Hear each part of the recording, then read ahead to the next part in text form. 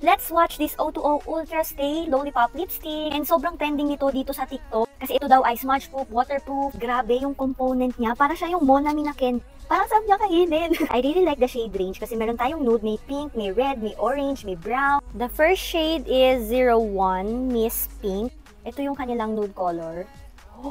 And ganito yung kanyang doe foot applicator. Medyo naku-curious ako dun sa white thing dyan. So kapag naubos mo ba siya, ano yan? Pigment din ba siya? Amoy siya marshmallow, amoy siya vanilla.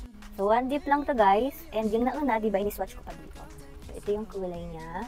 This is 01 Miss Pink. Ang ganda!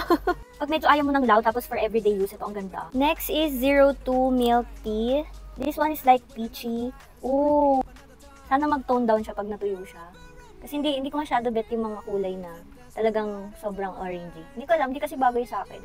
Grabe, natatakpan niya yung mga dark lining sa lips ko. Inborn na kasi yun. See, ang tingkad niya sa akin, pero let's see pag natuyo. Kapag hinawakan niyo siya, ang soft lang niya. Hindi rin siya malagkit. Ayan o. Para siya may powder. Galiin nyo na mag-exfoliate o kaya maglagay kayo ng lip balm bago kayo maglalagay nitong lipstick na ito. Gusto ko na siya ngayon.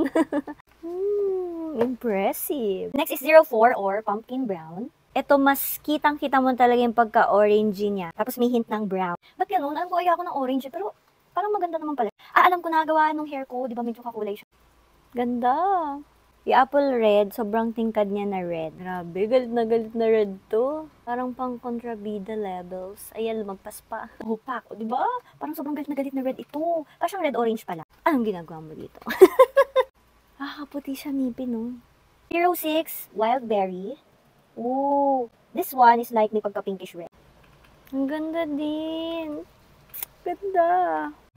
Hupak. Feel na feel. We have 08 Purple Grapes. Ooh. This one naman is plum. Yan na po si plum grapes. Ang ganda din niya, guys. Ang lakas mga baby girl. Pag sobrang natuyo na siya sa lips niyo kapag nag-set na siya, hindi na talaga siya mag-transfer.